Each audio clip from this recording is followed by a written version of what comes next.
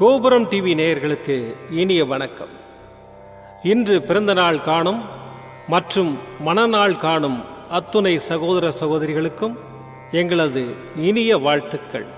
பாபாவின் ஆசிகளோடு பல்லாண்டு காலம் நீங்கள் எல்லா வளங்களும் செல்வங்களும் பெற்று நலமுடன் வாழ வாழ்த்துகிறோம். பாபா அழைக்கிறார்.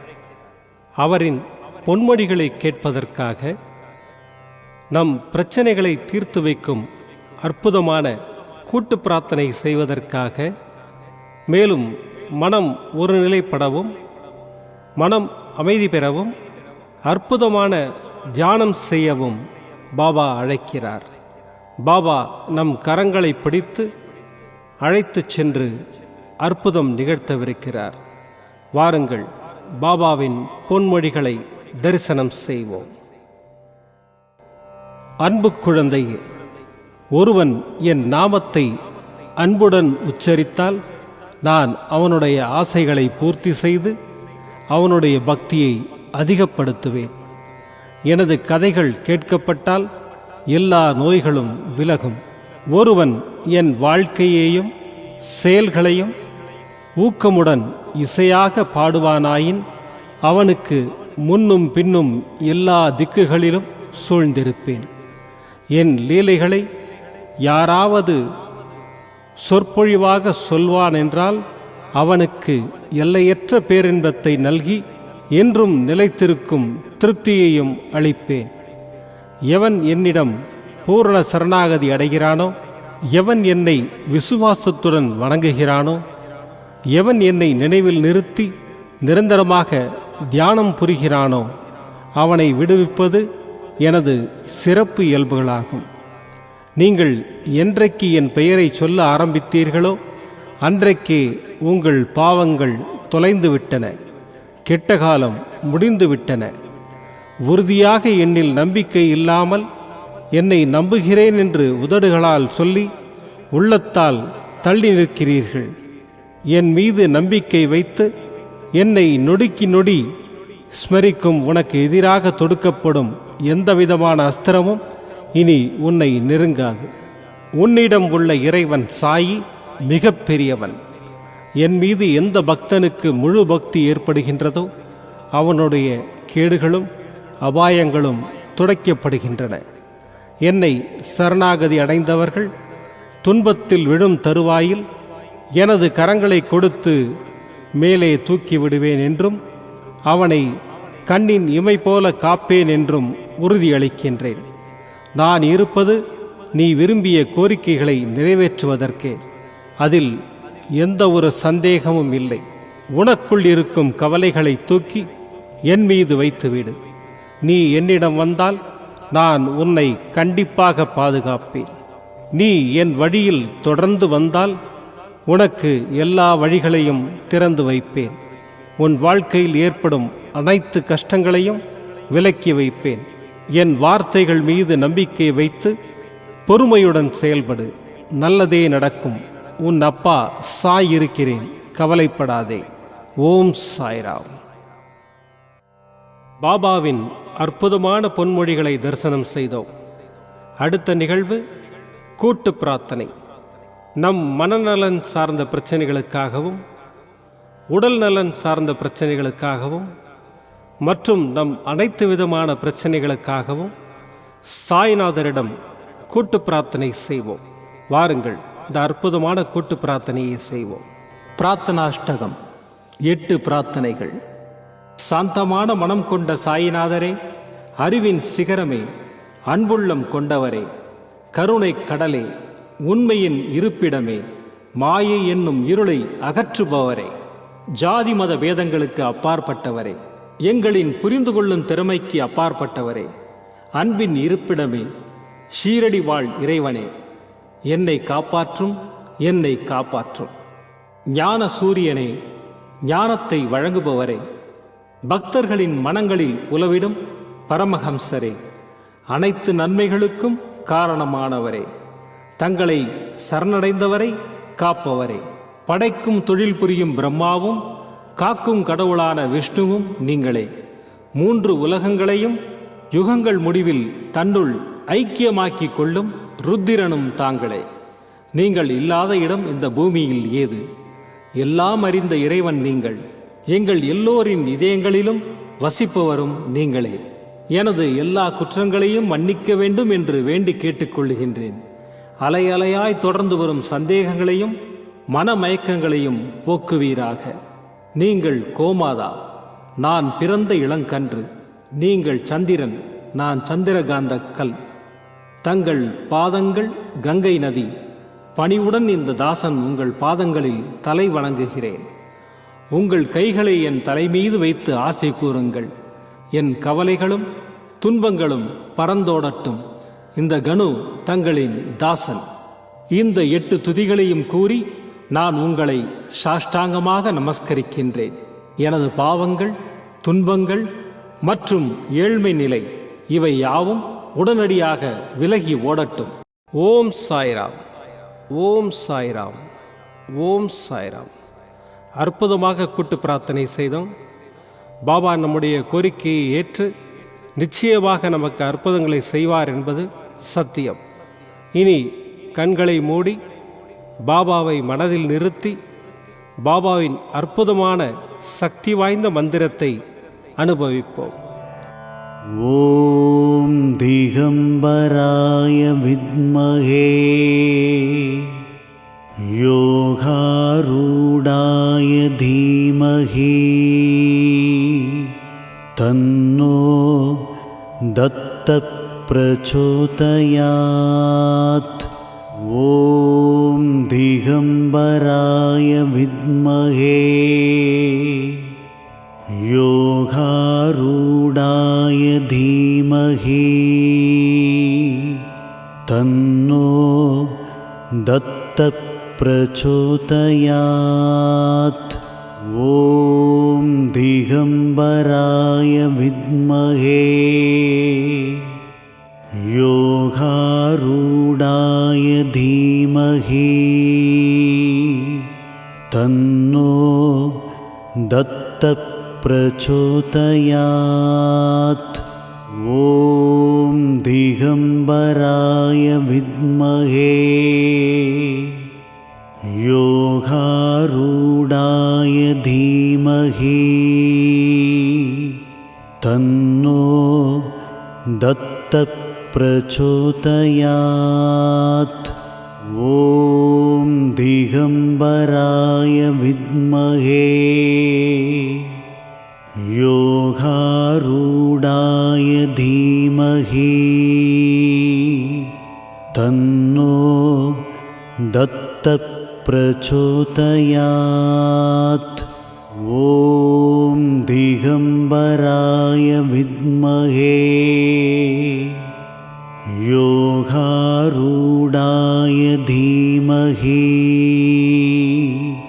தன்னோ தத்த பிரச்சோதயாத். ஓம் திகம்பராய வித்மஹே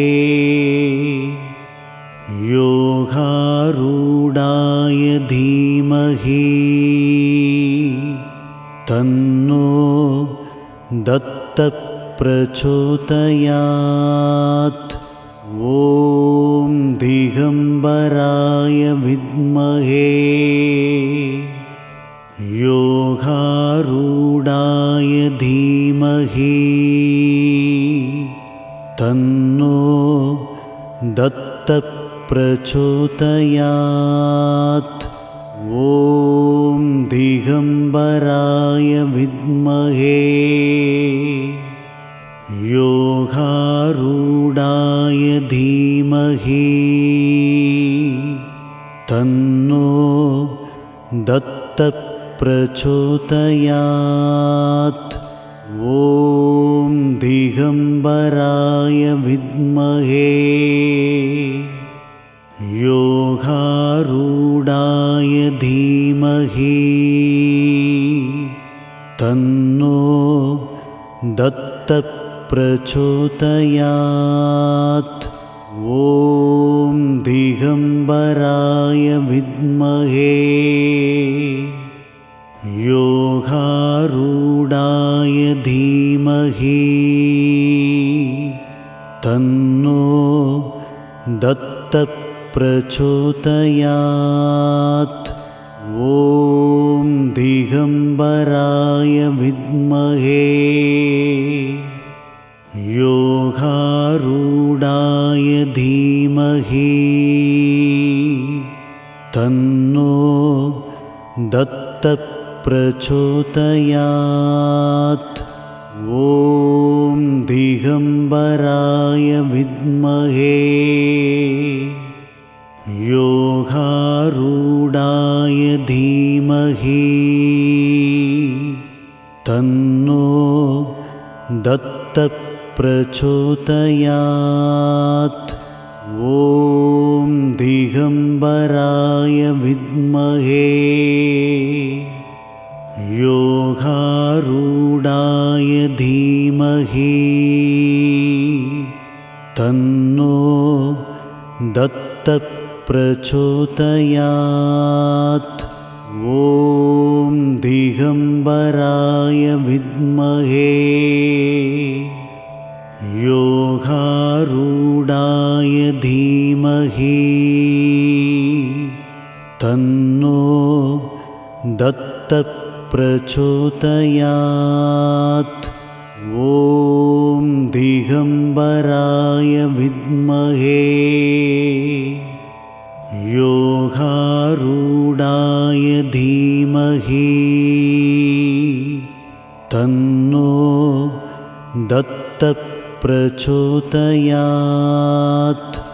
ॐ दिगम्बराय विद्महे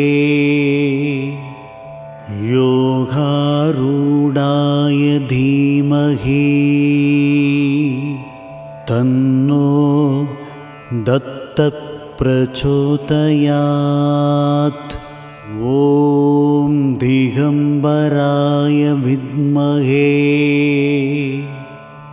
योगारूढाय धीमहि तन्नो दत्तप्रचोदयात्। ॐ दिगम्बराय विद्महे योगारूढाय धीमहि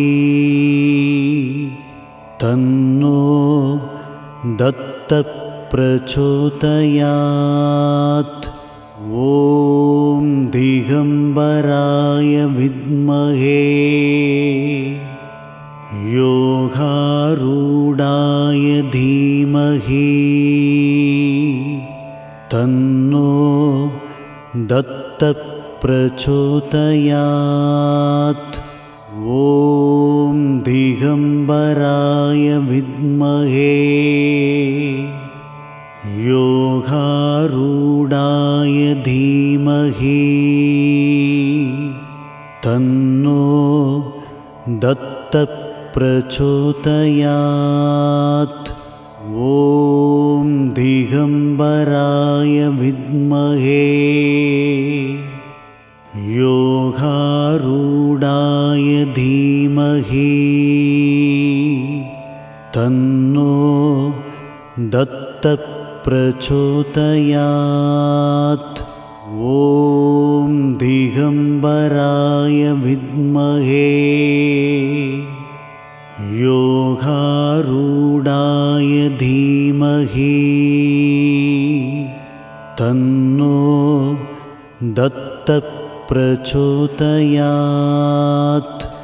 ॐ दिगम्बराय विद्महे योगारूढाय धीमहि तन्नो दत्तप्रचोदयात्। ॐ दिगम्बराय विद्महे योगारूढाय धीमहि तन्नो दत्तप्रचोदयात्।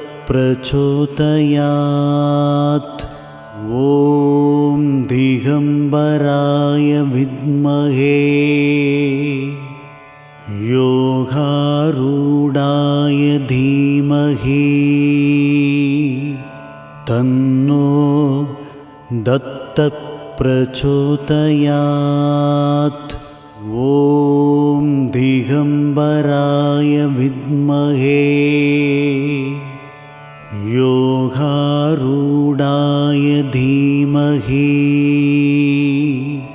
तन्नो दत्तः प्रचोदयात्। ॐ दिगम्बराय विद्महे योगारूढाय धीमहि तन्नो दत्तः प्रचोदयात्। ॐ दिगम्बराय विद्महे योगारूढाय धीमहि तन्नो दत्तः प्रचोदयात्। ॐ दिगम्बराय विद्महे योगारूढाय धीमहि तन्नो दत्तः प्रचोदयात्। ॐ दिगम्बराय विद्महे योगारूढाय धीमहि तन्नो दत्तः प्रचोदयात्। ॐ दिगम्बराय विद्महे योगारूढाय धीमहि तन्नो दत्तः प्रचोदयात्। ॐ दिगम्बराय विद्महे योगारूढाय धीमहि तन्नो दत्तः प्रचोदयात्। ॐ दिगम्बराय विद्महे योगारूढाय धीमहि तन्नो दत्तः प्रचोदयात्। ॐ दिगम्बराय विद्महे योगारूढाय धीमहि तन्नो दत्तः प्रचोदयात्। ॐ दिगम्बराय विद्महे योगारूढाय धीमहि तन्नो दत्तः प्रचोदयात्। ॐ दिगम्बराय विद्महे योगारूढाय धीमहि तन्नो दत्तः प्रचोदयात्। ॐ दिगम्बराय विद्महे योगारूढाय धीमहि तन्नो दत्तः प्रचोदयात्। ॐ दिगम्बराय विद्महे योगारूढाय धीमहि तन्नो दत्तः प्रचोदयात्. மீண்டும் நாளை காலை இந்த அற்புதமான பாபா அழைக்கிறார் நிகழ்ச்சியில் சந்திப்போம். நன்றி, வணக்கம். விதம் விதமான பக்தி நிகழ்ச்சிகளை உங்களுக்காக தந்து கொண்டிருக்கிறது உங்கள் கோபுரம் டிவி. உங்களுக்கு பிடித்த நிகழ்ச்சிகளை லைக் செய்யுங்கள், உங்களுக்கு பிடித்த மாணவர்களுக்கு ஷேர் செய்யுங்கள். மேலும் சப்ஸ்கிரைப் செய்வதோடு மட்டுமல்லாது அருகில் இருக்கும் பெல் பட்டனை கிளிக் செய்து கோபுரம் டிவி நிகழ்ச்சிகளை உடனுக்குடன் தெரிந்து கொள்ளுங்கள். மற்றும் ஒரு மகிழ்ச்சியான செய்தி, கோபுரம் டிவி ஆப்பை கூகுள் பிளே ஸ்டோரில் ஃப்ரீ டவுன்லோட் செய்து கோபுரம் டிவி நிகழ்ச்சிகளை தொடர்ந்து கண்டுகளியுங்கள். பாருங்கள், ரசியுங்கள், பரவசமடையுங்கள். gopuramtv.com பக்தி பக்திமயம்.